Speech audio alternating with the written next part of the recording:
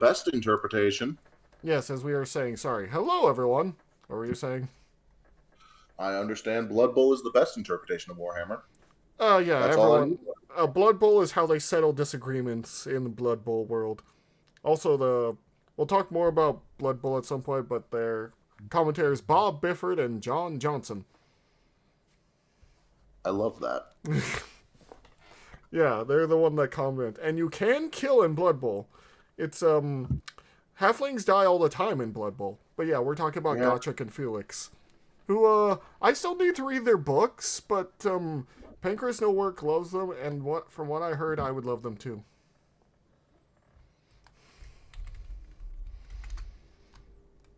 Anyway, Let's let's get on go. to this. You know, usually in a story where the hero or heroes are down on their luck, it usually means something like in The Empire Strikes Back. The good guys have been hurt and the bad guys are winning for sure, but there's a clear message of hope for the future in some way. Whether it be a prophecy about the good guys unfolding, new allies being found, or any other number of things, something is Yeah, when you're on the back foot, usually they're running, for the most part. Yep. Which most anime actually doesn't do it well, but I feel like they should every once in a while. Just have it to where they're completely out of their depth and the mission is going horrible and everyone has to run. going to go well for them in the near future. Things aren't looking good for the heroes, but things are definitely going to get better. What the heroes being down on their luck usually doesn't mean is them being forced to take on a job as bouncers in a shitty tavern in the poorest quarter of an industrializing city in between saving the world. But Gotrek and Felix aren't most heroes, and yet despite all that, I think they're the most enjoyable Warhammer characters to read about. I couldn't care less about the Emperor of Mankind, maybe or maybe not, considering his sons to be nothing more than tools, but you can be damn sure I want to read about Gotrek and Felix murdering their 50th monster that week before Gotrek At the end of the day, the Emperor of Mankind is functionally window dressing. Kind of. You do have the Horus Heresy books, which he's a more player in, but yeah. Functionally, he's a Deus Ex Machina to explain some of the shit in the universe. Something like that. Because here's the thing. He gives something to rally around. He might actually be a god now, because in 40k, if enough people believe in something, the warp makes it happen. So, yeah. Because millions upon millions are praying to him each and every day as the God Emperor, so he's obviously something's going on. Either way, this is Gotrek and Felix, and yeah, their books, from what I know, are Orc Slayer, Demon Slayer. They're also Slayer books. Coma, and Felix finds the 50th woman that week to fall in love with. Anyways, we'll get to all that. So what's this video going to be about? Well, Gotrek and Felix, of course. But instead of going through their entire series, because that would take about 10 hours, I'm going to talk more about who they are. Seems like it, but he's honestly And what you could expect out of them. Now, of course, there'll be spoilers, I'll just be honest with you, but I'll try and avoid anything major. For instance, I'm not going to bring up shit about any major motivation some characters might have, unless it's like Felix, where you find out their motivation about 5 seconds into the book. For example, why is Gotrek a Slayer? Well, read the goddamn series and you'll find out. But Do you know what a Slayer is, or do I need to describe it? Because I'm not sure if he does in this video.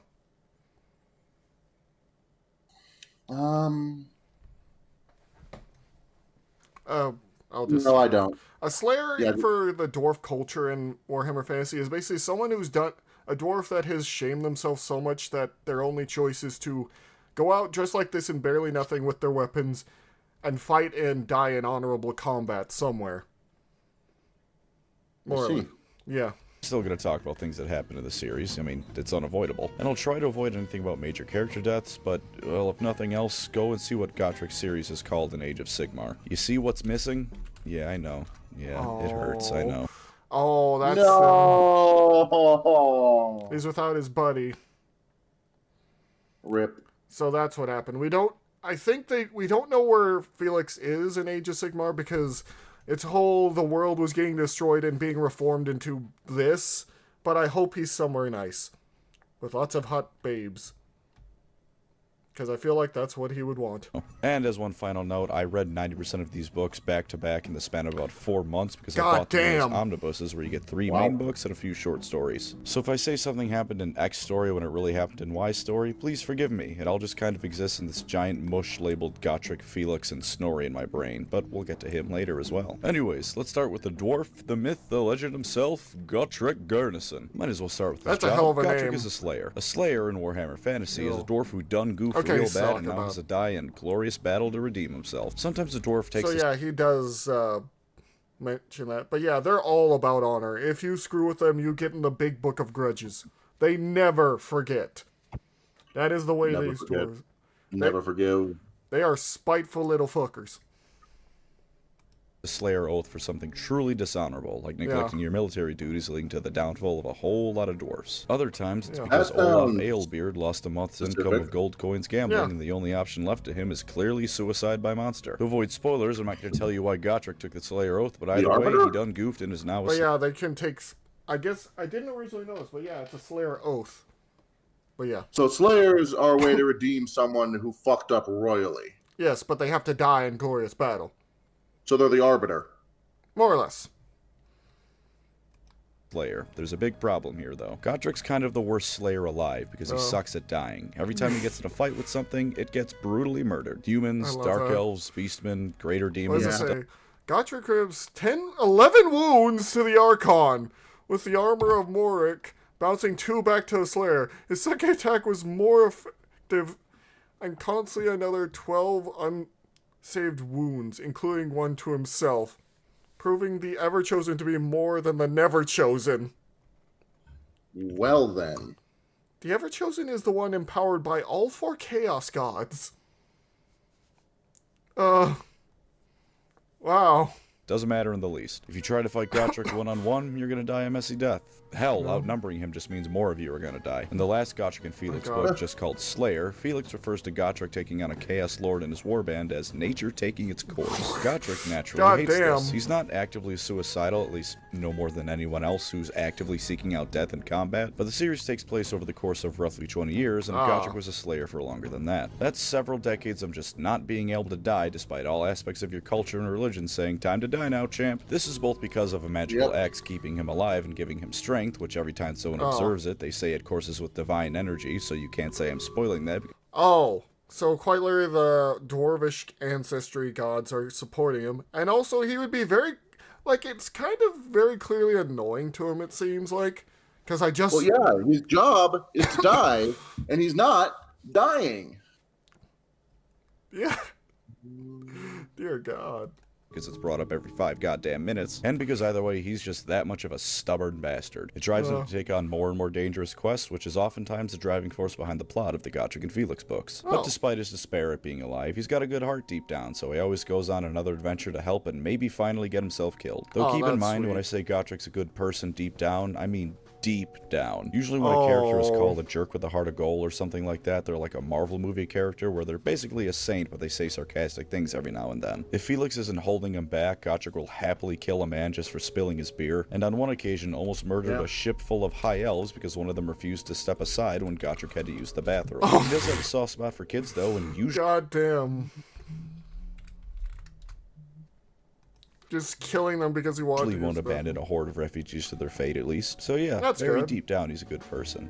Like, Minds of Moria deep, but, you know, it's still there. Until Minds the of AOS Moria books, deep. we rarely get the full extent of Gotrek's thoughts, and I haven't gotten to reading those yet because I'm still reading the last of the fantasy series at a rate of 1 page per month because I don't want to run out of Gotrek and Felix. But I digress. Much of the time, Gotrek appears to be nothing more than a brutal killing machine who enjoys battle for its own sake as much as it offers a chance at redemption. I mean, look at this model. He has just ground Skaven underneath him. Yeah, no, when your fucking base includes the corpses of everyone you've killed a lot of people. I mean, if it was everyone he killed, I feel like that meanie would be a lot taller. When the books get combat heavy, it's almost like he stops being a character in his own right and more like a force of nature. And indeed, there will be times in the series where Felix has to plan around Gotrek's bloodlust as the main obstacle in his path. He's not an idiot though, don't get me wrong. In fact, there's a very good scene where he uses a trap and ambushes to take down a whole lot of enemies in one of the short stories. And when another Slayer questions why he doesn't just jump in their head first, he says that Grimnir expects them to die doing their very best, so why wouldn't he use his head every now and then? Even with all of that though, because the fact we see the series through Felix's eyes, we see just how confusing and alien Gotrek can be to a human. In fact, the Gotrek and Felix novels in general are really great at hammering home that in Warhammer, the dwarfs truly do have a culture that's almost alien to humanity. Gotrek usually being the prime I do actually like that, where, like, other races feel truly alien, like we can't fully understand their way of thinking, because it departs them from the human way of thought. Yeah. It makes them When feel... it's done well, yes. When it's just used as an excuse for being an asshole, It depends on the story. Yeah. Example of this, but there are plenty of other dwarfs that feature in the series. They're not just shorter and greedier people that eat rocks for nourishment. Things they consider to they be eat normal are rocks. absolutely insane to humans and vice versa. Due to that, much of the time you might think, wow, Gotrek sure is a shitbag, why is he doing that? And you know what? He is a shitbag, because every now and then you'll get even other dwarfs telling them he needs to cool it with the attitude. But every now and then, he'll do something that makes you realize that he still has things he wants in life other than death by big scary thing. That he does in fact care about a very, very small selection of people in the world. Chief among that number being, of course, his co-star Felix Jaeger, or Harry Jaeger as you'll often hear him referred to as. Especially if you play Total War where he screams his name out every time you click on him. Felix is the son of a burgeoning I didn't even know they were in Total War. I wonder how you play as them. Empire merchantman who runs a very successful business doing referred to as, especially if you play Total War where he screams his name out every time you click on him. Felix is the son of a burgeoning Empire merchantman who runs a very successful business doing something. I'm pretty sure in the end times they were shipping lumber around. Realistically though, I'm pretty sure his father would sell orphan slaves if he thought it would turn a profit. Oh god. By the way, Felix and his brother were supposed to take over the family business so the Jaeger family could finally become the nobles they deserved to be. Then Felix decided that he wanted to be a poet, which pissed his family off. Went to college to do just that and accidentally killed someone in a duel over whether or not violent protest was an acceptable form of protest. I love that. He killed someone. He quite literally had a duel over someone just because they were wondering if violent protests were good. Quite literally. Dear God. I mean, I don't want to make this political, but you know, they murdered each other. There's an argument to be made. You murdered him. What a suddenly relevant backstory, I gotta say. As I'm writing this, I'm realizing that the comment section is gonna look like a goddamn 4chan thread. Oh dear. Anyways, to move on as quickly as I can, he was expelled for, murdering someone, accident or not, and then was a key figure in something called the window tax riots. A very Revolutionary War-y kind of backstory. I like it. During these riots, Felix was almost run down by 6 of the Reichsguard, Karl Franz's finest, whereupon Gotrek saved him by murdering 6 of the Reichsguard, Karl Franz's finest. You'll find that's a running theme whenever Felix is really in danger, because like I said earlier, anything that gets close to Gotrek dies a horrible, horrible death. They both got blackout drunk, Felix to drown out the trauma, and Gotrek because why not? Felix swore an oath to be Gotrek's rememberer and record his death for posterity because Gotrek has a very subtle but noticeable ego, and the moment he woke up with his hangover, he realized that dwarfs take their oaths very seriously, and he was now Gotrek's whipping bitch. It was actually yeah, they take their stuff very seriously. And it's not like he can say no to him. He saw what Gotrek can do. Yep. So he's kind of stuck here. He's quite literally the protagonist going, well, I'm stuck here now. Guess I gotta roll with the punches. Pretty much early on, because at first he thought about casually telling Gotrek he wasn't going to stick with them for all this. Then some tragic things happened to Felix and some others, and he also saw how Gotrek was a living tornado of knife crime and thought better of it. Now, since Felix is the one whose point of view we most often get, and Gotrek is his much more competent companion, it might be easy to say that Gotrek is the Jurgen to Felix's Caiaphas Cain, which I guess isn't the worst way to get a 40k fan to read these novels, but I don't think it's entirely correct either. Also, you should read the Caiaphas Cain novels. They're incredibly funny and also fun. I have less free time than you think I do. I use the audiobooks. They're on YouTube, but yeah. They're actually pretty fun. And, yeah. The best way to describe Caiaphas Cain is he's Courage the Cowardly Dog for 40k. No, you've shown me who he is. Yeah, oh yeah, I have.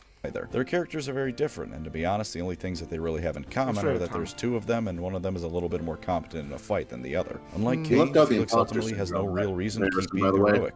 What'd you say? You left out the imposter syndrome in that description, by the way. Yeah, that is true. I was going to go more, but then you said I remember, so... That's fair. In fact, there's a few times where he has a chance to get away from Gotrek and leave his oath behind, and he chooses not to for one reason or the other. Sweet. Sure, each of them sometimes get in a situation where fighting now is the best chance to not die later, but in Felix's case, there's just as many times where he chooses to fight of his own volition. Also, unlike Cain, Felix doesn't really have a reputation to worry about. There's no case where he'll lose the respect of those under him if he doesn't actively fight. Oftentimes, he chooses to fight alongside Gotrek for no other reason than he thinks it's the right thing to do, and on occasions, there's a few times where he's just as ready to kill as Gotrek is. He's also not a coward. Sweet. At first reading the series, you might think I'm crazy for saying that, but hear me out. Initially, Felix is just some college kid in over his head. He learned fencing at school, but that's all he has for combat experience. Oh, wow. So even fighting against a single goblin at first is a worrying thing because it's real My life or only death objection combat. is they look like Warcraft characters. This is from an earlier RPG, I think so. Yeah, Does it use the same graphics engine? I believe so. I'm not sure. But yeah. There was a Warhammer Fantasy MMO, so this is probably it. He's not instantly a video game protagonist. He has to learn his skills and adapt, which makes the books honestly so much better to read. You can see him transition from someone who barely knows what he's doing to being Zoro from One Piece. Feels very relatable. You know what, Felix? I too would be shitting my pants profusely at this moment, only in my case, it would probably be literal. The other reason he sometimes comes across as weak is that Gotrek is incredibly overpowered, and the enemies he fights are a few leagues beyond anyone who isn't Gotrek. Have you ever played a D&D campaign where one person was incredibly overpowered, so the DM had to throw increasingly strong enemies at the party to create a meaningful sense of threat, but that also meant that everyone who wasn't the overpowered asshole was just getting their shit rocked? That's what it sounds like your Lancer game. Just a bit. A bit. Yeah. In fairness, you have been doing a lot of damage to the environment, and now that we're down to one big thing, I imagine you're going to be doing a lot of damage to that. Yeah. Pretty much. I figured my way around to be helpful. But either way. But Felix Jaeger is like. Tangent incoming, but I would also like to give you a piece of knowledge about that kind of player. If they bring up how their character isn't really that overpowered before anyone even says anything remotely about that topic, they're an asshole. Because they're thinking about how people are going to say they're overpowered, which means they're very aware of the fact they're overpowered and going to ruin it for other people. And if you have found yourself doing that exact thing, I'd just like to say, fuck you. You're the reason everyone else is looking at their phone during a party fight. I know some of you are listening to me right now who've done that. You know who you are. At least one of the friends I played with who's certainly listening to this at some point admits he makes overpowered build. So, you know, honestly, that's what... Yeah. He's doing this rant to talk about that one guy. You know he is. Honestly, I'm worried about you falling into the antithesis of that. That's why I've been giving you so much help with the E20 game. It's mainly the problem of the system is so confusing that for those who don't know, we're trying that mixture Hasbro G.I. Joe Transformers confusing.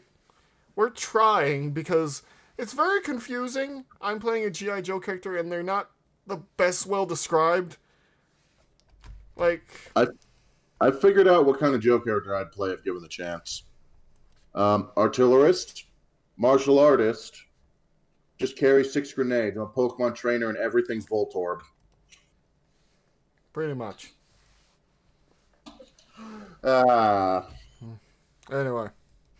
Which at least he admits it. When you admit something like that, it takes away 90% of the anger. Unlike our other friend who makes overpowered builds of OP classes he found on the homebrew D&D website and then claims that 3 4d10 dice plus 8 worth of damage attacks a turn with a 12 plus to hit modifier isn't broken because he has a charisma stat of 9 to balance out all the other ones being 17 or higher. But I'm wildly digressing by this point, so let's get back to the Angry Dwarf and Warhammer Fantasy's most unlucky man. Back to comparing him to Kane, Felix is also much more honest. Caiaphas Kane plays down his achievements, both because he thinks he's just a coward, and because he knows that's what the sort of character he pretends to be would do. Felix, meanwhile, actually is that sort of modest hero. He genuinely doesn't think he's doing all that much special, and even says the classic, I'm just doing what anyone would do in my position.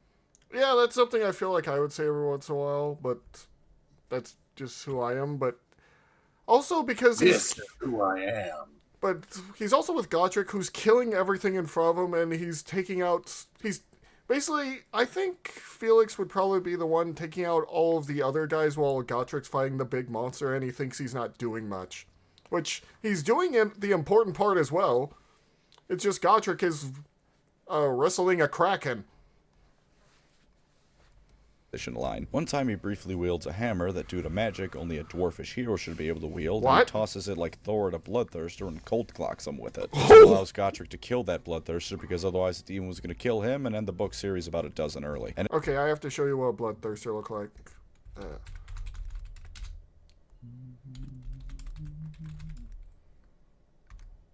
Not blood thruster. The blood thruster. Yeah, this is a bloodthirster. They're a high-up corn demon. I see. Yeah. I think the first time playing 40k, one of those got thrown at me. Yeah. You were fighting I was supposed to be learning how to play. You were fighting corn berserkers, so yeah. And at the end of the book, all he learned from the experience was that his hand hurts from holding the lightning hammer, and for some reason the dwarfs are all looking at him like some sort of mythical figure, which just makes him vaguely uncomfortable. And every now and then we get a point of view of someone facing them. I do love that, where he's like, something mystical happens to everyone else, and the one guy who did is just like, my hand hurts. It does the thing of, well, you're the chosen one, no one's saying it, but you are. You're like, my hand hurts. What's going on here? I want a drink. I always kind of love that in stories. I crave booze. And usually goes something along the lines of, holy crap, this dwarf is a monster, screw that, I'm gonna go fight this scrawny blonde next to him, and oh hey, what's this sword poking out of my chest doing there? It's like Gotrek is Goku and Felix is Krillin. Yeah. Everyone always forgets that Krillin could blow up a planet too if he felt like it when standing next to Goku, but imagine trying to mug Krillin on the street. Say goodbye to your kneecaps, Chucklehead. And honestly, Gotrek and Felix compliment mug Krillin, you're gonna die. Yeah.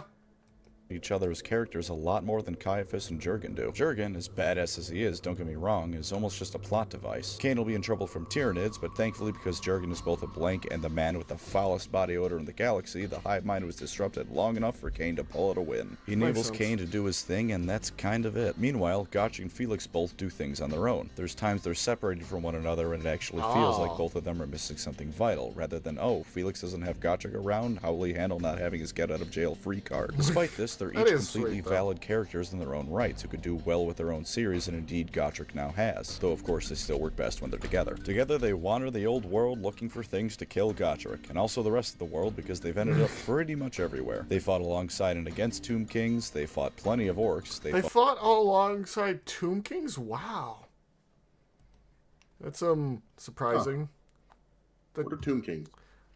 Basically there were once at one point the largest human kingdom around until if I remember correctly, a necrovirus came around, and then their king basically said, "Okay, I'm going to die.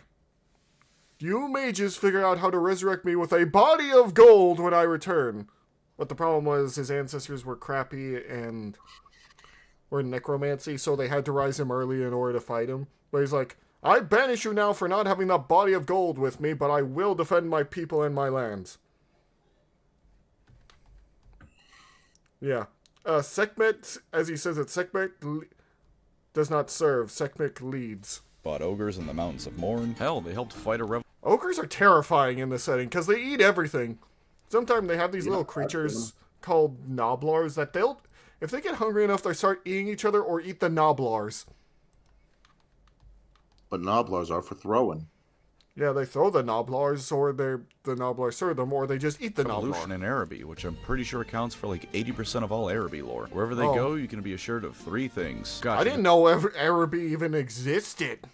Was going to fail to die, and it said kill whatever he hoped would do him in. Felix is going to fall in love with a woman to some extent, and whatever amount of money the two make is going to disappear by the next book. Turns out it's a good thing Felix never joined the family business, because he would have killed it before anything managed to get to Gotrek. At one point, they were involved with one of Nagash's magical artifacts, which scared the ever-loving shit out of the wizard investigating it when he realized just what he was holding. They fought Kemler and Krell. Oh my god, the Book of Nagash? This is the crazy... He's a god of necromancy and death. Nagash's magical artifacts, which scared the ever-loving shit out of the wizard investigating it when he realized just what he was holding. Yeah, they that's fought horrifying. Kemler and Krell, they fought a dragon ogre. Really, if there's... Kemler and Krell is interesting because Krell is a necromancer on the side of the coastal vampires of Slovenia who can summon Krell, who is a great warrior that he uses as his personal bodyguard.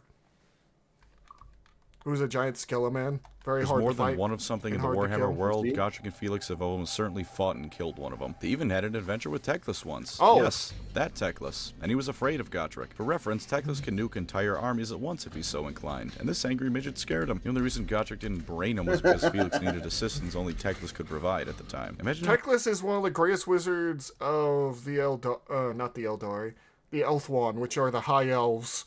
He's one of their leaders. I see. Yeah. And he's scared shitless by a very angry dwarf. Yeah. Teclis usually is smart, and the end times he's not smart. The books make him very stupid, but yeah. out if that happened. Probably for the better, honestly. It's also really funny how in the epilogue of the book, Teclis wakes up alone and finds out that Gotrek left him and drags Felix along with him. He wakes up alone in a ruin that's surrounded by orcs and chaos followers and is just like, thanks guys, really appreciate that one. Funnily enough though, despite the fact they keep wandering into situations that would make them heroes in any other story, for one reason or other, they never go beyond the realm of first level D&D characters in terms of their living conditions and status. One reason is that they're still technically wanted criminals in the Empire. I mean, Felix started a massive tax riot and Gotrek murdered 6 of the Emperor's personal guard. They're not exactly welcome back in Altdorf, and until the end times, Felix never really shakes the fear that someone's going to recognize them. So if only for that reason, they often lay low when they're in the Empire. I mean, that makes sense. In any other saying, they'd be warriors among warriors, but they're also outlaws, so they can't really just go back in.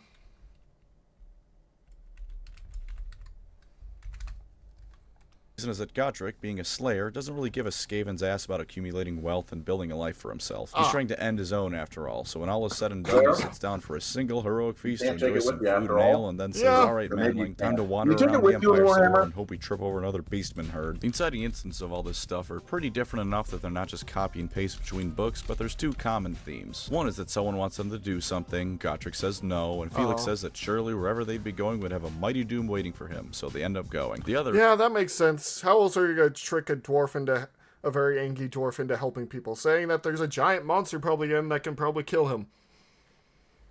Is that someone promises Gotrek a mighty doom if they do something, and Felix gets roped into it because of his oath. And then they go have some crazy adventures, usually meeting some genuinely interesting side characters who...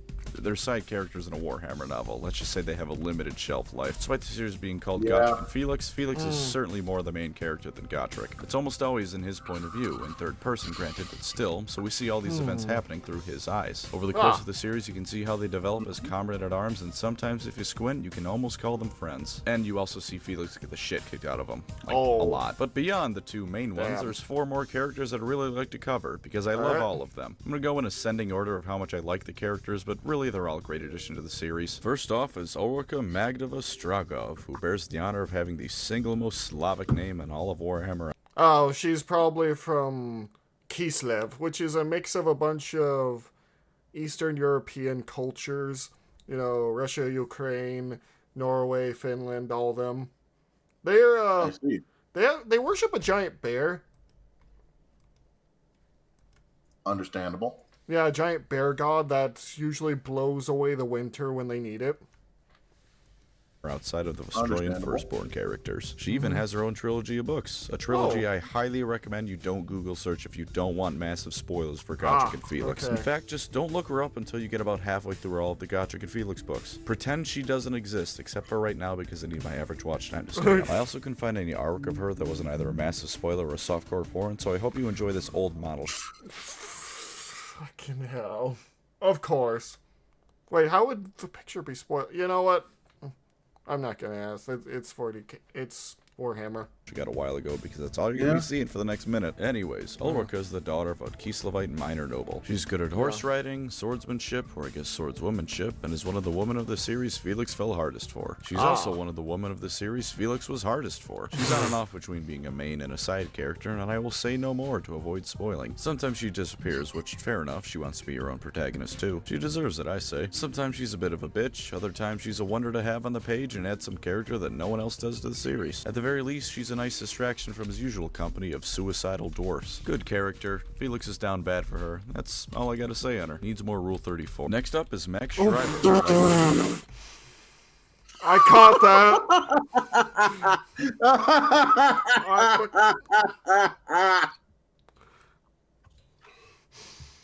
I caught that.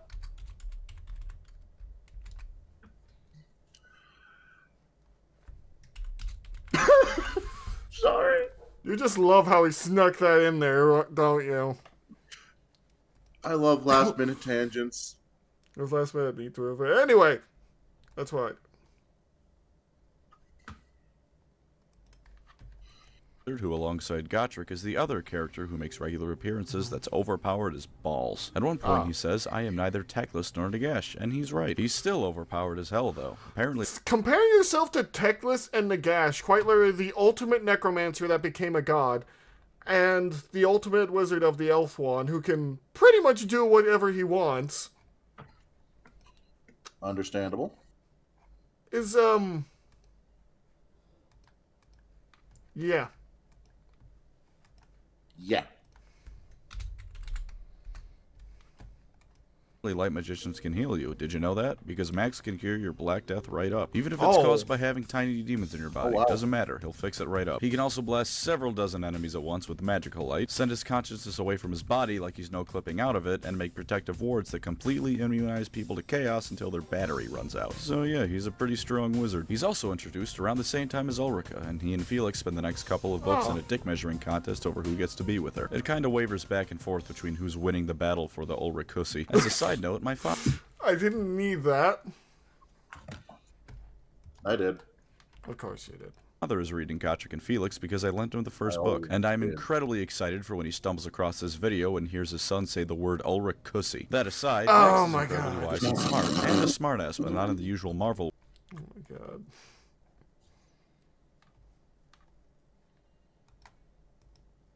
Dear God. Way where he's a quip or comment every other sentence. Every now and then he'll just say something dry and vaguely mocking that usually starts another measuring contest with Felix before a chaos invasion interrupts them. Max's role in the story is oftentimes to justify how the gang can cut through an entire horde of enemies, but also not just one-shot the main bad guy. He takes care of the minions, but it tires him out because magic in Warhammer is like handling unstable nuclear material, so Gotrek and Felix swoop I kind of love that about the magic, though, where it's like clearly unstable because you're messing with the fabric of reality itself. It's not like you're using it to open doors and whatnot.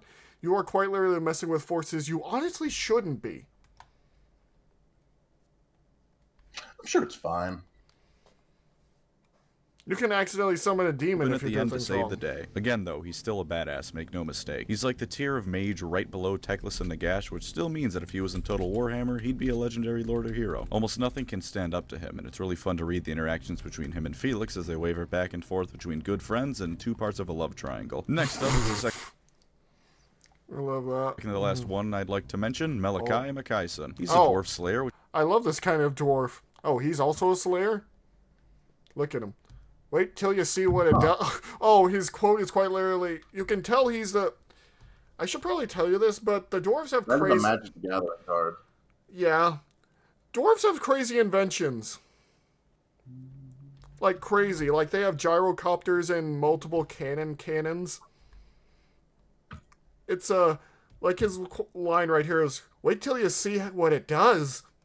which is a running theme with the recurring dwarf characters. My you cannon might can notice. inspire Unlike most cannon other at slayers, cannon. though, he tries to fulfill his Pretty death much. oath by creating the most outlandish inventions possible and taking them to battle. What Oh. sort of inventions, Pancreas? I'm glad you asked, viewer. He made a repeating crossbow. I believe he invented parachutes, so that's pretty helpful for gyrocopter pilots. Might Huh. not sound like the most interesting invention, that last one, but if you try and test a parachute and it doesn't work, you're gonna meet doom pretty damn quickly. Oh, and he built the Hindenburg, and then covered it in armored plating. The one in the books Oh. apparently isn't even the first one he built, but he called the previous one something like the Unbreakable or whatever, so I don't think I even need to elaborate on what happened to that one. He's incredibly cheerful, not only for a dwarf, but especially a slayer, and he's a mad genius. I wouldn't say that he's super funny, but it's just so exciting to read when he's on the page. He makes everything just seem like a high fantasy adventure novel, which is a nice Well, it's kind of nice to have a character so excited to show you what they want to do.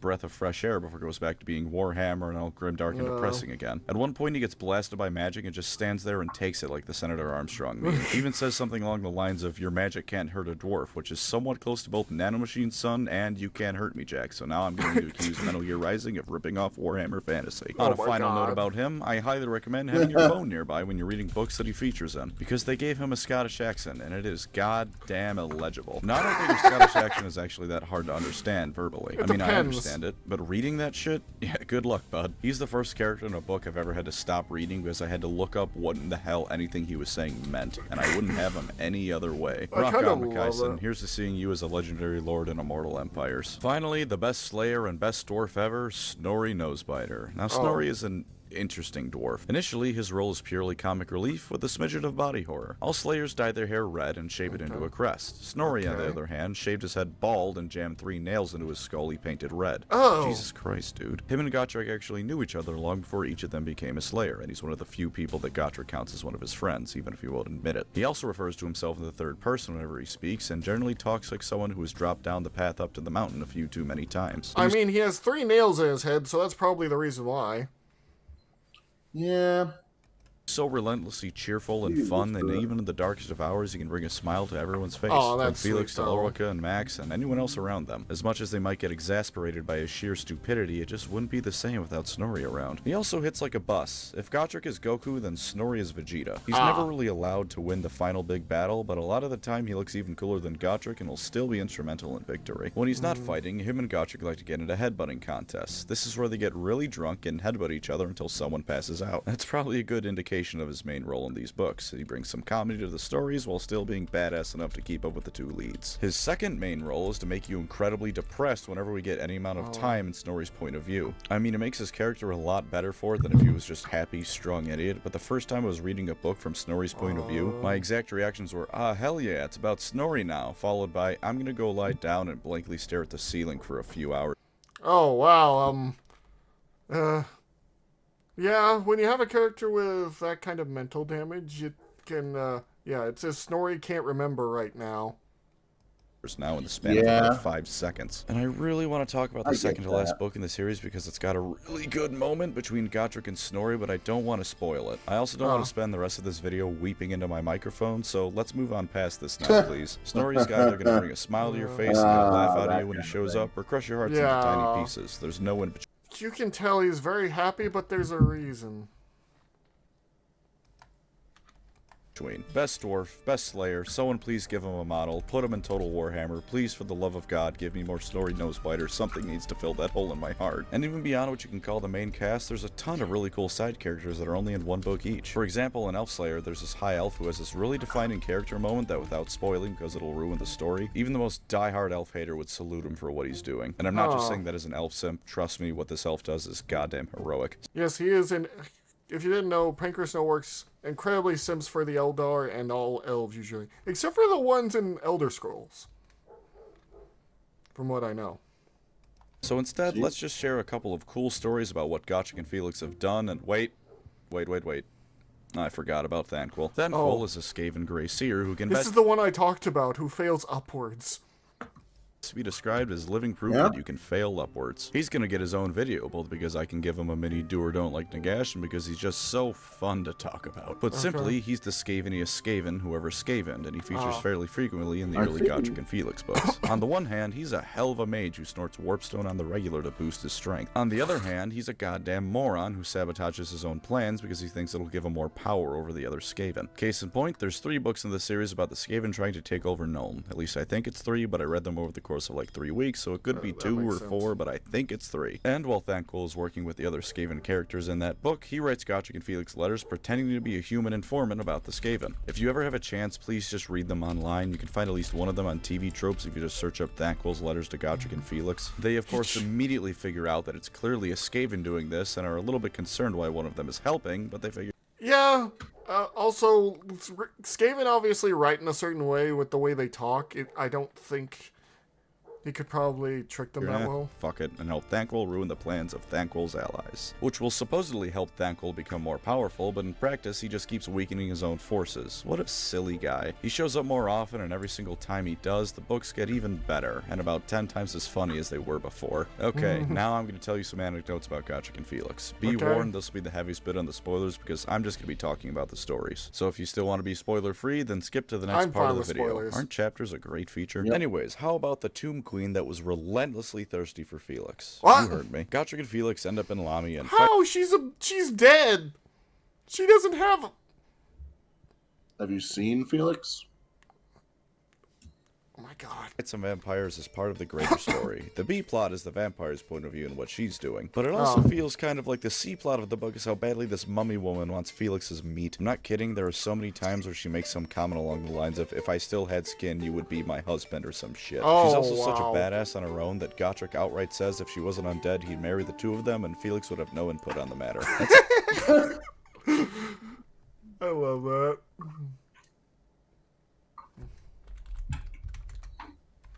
High praise from any dwarf about the undead, let alone the fact that Gotrek... That's a high praise from any dwarf at all. Dear God.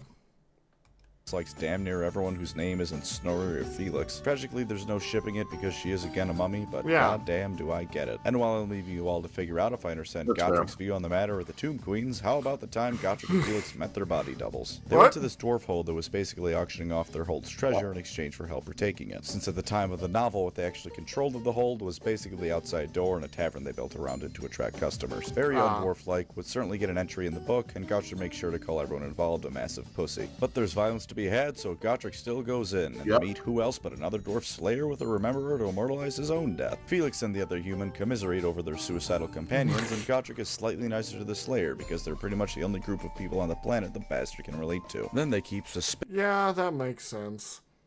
Like, they can only really viciously wandering into death traps over and over and over until they find out that, wait a minute, the other dwarf's rememberer was trying to get his slayer killed to be free of his own oath. Gotrek and Felix were both unfortunate enough to be in the way, and some asshole mercenary was going to pay the rememberer big time to kill him. Considering it was a short story and not a proper book this takes place in, you can probably guess how this ends up for everyone involved that isn't Gotrek or Felix. And for one last story, and this is a big one, how about how Gotrek ended up in the mortal realms? Now this is incredibly spoiler heavy because it's all about the last Gotrek and Felix book, which again I have not finished, but my eternal hatred towards myself means I looked it up like a goddamn clown because I couldn't help myself at first, and now I'm forcing it onto all of you as a way of consoling myself. If nothing else, we both know we made it into Age of Sigmar, so there's only so much in the way of true spoilers to be had, I guess. Anyways though, Gotrek and Felix found out that, surprise, the dwarf god Grimnir was grooming Gotrek. No, not like a Discord mod, but to become Grimnir 2.0. And then also, by the way, they need to stop Be'lakor from ascending to godhood if they could, please and thank you. Oh, and also there's one greater demon of each chaos god present, including a bloodthirster that has some personal history with the two. If you remember way back to the start of this rambling video, it's the one Felix threw knockoff Mjolnir at. He remembers that he fucking knocked him down and he wants payback.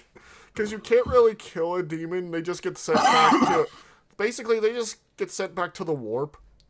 There's like... D&D rules. Yeah, it's only like a few things that can actually truly kill them. That inconvenience they caused him, and he's ready to take revenge. Unfortunately for the demons, Gotrek is able to stop Be'lakor with help from Felix. He does this by slapping the shit out of Be'lakor with the bloodthirster. I love that. He slaps the shit. He takes Grimnir's place in holding back the tides of the warp, which, because it's the end times, is naturally changed to getting lost in the warp while chaos overtakes the world anyways. Of course, how did Gotrek survive all of this? Even the gods of the old world died. How did he survive? Have you been missing everything I've said so far? He's Gotrek freaking Gurnisson. You can't kill Gotrek. So Gotrek started killing demons. And more demons. And then, more demons. He killed demons for so long that eventually he stumbled his way into Age of Sigmar. But you know what the thing about that is? At a certain point, he stopped fighting demons because they just kept leaving him alone. He says they were probably bored of fighting him. Realistically, the Chaos Gods were shitting their pants at the man with the demon-killing axe wandering around their house, murdering everything they sent at him. And thus do we get to the end of Gotrek and Felix. For now, because here's the thing, I don't really know what happens if you kill a demon in the warp. So, it's like, yeah. We're gonna find out. Basically, you're in their spawn point now. Figured out that a lot of the Stormcast Eternals in the Mortal Realms were once heroes from the old world, after all. And even if Felix isn't one of them, he's not resting until he finds his best friend. And his axe. As for Gotrek's rules, I thought about doing a do or don't mini thing here, but I don't really have much to say. He's expensive as all hell and slow, but he's almost impossible to kill, and anything that enters melee range with him just isn't coming out. Kite him and fire every single ranged attack you have at him, otherwise you're just gonna lose the match. If you're playing Gotrek, just send him on into the biggest blob of enemies you can find or the biggest, scariest looking monster. Who knows, maybe you'll find the one person that plays AOS that hasn't heard of Gotrek. Then you can enjoy wiping the smug look off your opponent's face when your lone dwarf wipes out their Death Star model. And that is the end of this glorified slideshow on the legendary Gotrek Gurnisson and Felix Jaeger, the single best Warhammer characters ever written, aside from, of course, their friend Snorri. Tune in next time for, I don't know, a video about another Warhammer fantasy character or something. Or a phone company. Thank you, of course, to my wonderful channel members. You are like Gotrek to my Felix, he does sometimes do Battletech videos. Survive another day in the horde world we live in. Don't think about that analogy too much. If you'd like to... we'll talk about that later. To support the channel, consider it's surprisingly a big plot point. Either way, thanks for watching and take care out there. Yeah, is he gonna say something? No one joke, I'm just gonna tell you all straight up, Gotrek can take on any Primarch as of AOS. Hell, towards the end times, he probably could have done it already, but as of AOS, he for sure can. Like, there's not a shred of doubt in my mind. If Horus and Gotrek walked into a room and fought to the death, the one walking out is gonna be the angry dwarf complaining about how shoddy even the human demigods are. Oh yeah, one word they have for human weapons is ongek, which basically means shoddy to them. Yeah. Anyway, thank you all so much, and I'll see you all later. Like, comment, subscribe if you want us to watch more of No Pancreas Works. Tell us what else of his videos you want us to watch, and we'll see you later. There, guys. Yeah.